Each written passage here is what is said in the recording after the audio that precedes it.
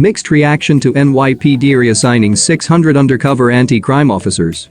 Protesters applauded the move, but the police union said it could have serious repercussions down the road. Protesters call it a step in the right direction. Police Commissioner Dermot Shea calls it a seismic shift. Tonight, mixed reaction to the decision to disband some undercover units across the city. CBS 2's Allie Bauman is live in Washington Square Park with more. Allie? Well, Alice, the police commissioner says this move is an extension to ending stop, question, and frisk.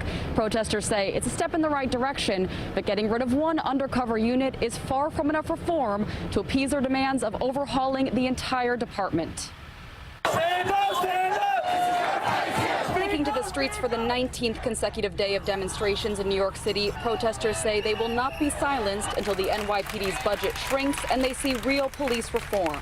And it's not going to just happen in a slight day or two. It's going to take a lot of time. And obviously, with the amount of people we have out here, it shows that we're all going to be united for the same cause and for the same reason. Just a few hours earlier, the police commissioner announced the NYPD will no longer have undercover anti-crime officers. Those plainclothes teams have been patrolling in every precinct in unmarked cars, tasked with focusing on specific crime problems and getting guns off the street. The commissioner says for this reason, these undercover cops are involved in more shootings than their uniformed counterparts. Effective immediately, all 600 undercover anti-crime officers citywide will be reassigned to other divisions. Make no mistake, this is a seismic shift in the culture of how the NYPD polices this great city.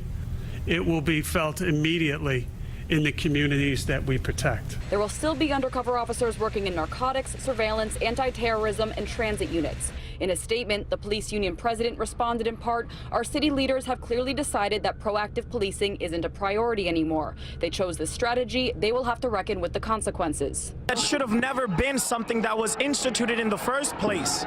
If the police are here to serve and protect, but they're undercover in plain clothes, intentionally trying to capture individuals, I'm sorry, but you're reducing the amount of illegal things that you're doing. Also Monday, Governor Cuomo signed additional police reform legislation. State and local law enforcement officers will now have to report within 6 hours of discharging their weapon. Police departments will be required to compile and publish racial and demographic data of all low-level offenses, and police will be required to provide medical and mental health attention to people in custody. How do we take this moment and actually institutionalize it to have progress? What they're trying to do is give us the small things that they know will appease us.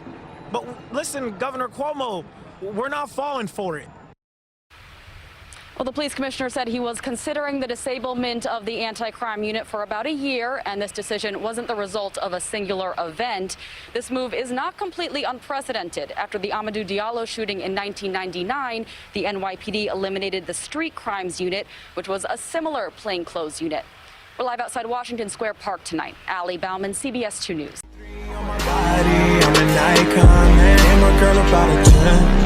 I should fuck her in a Benz.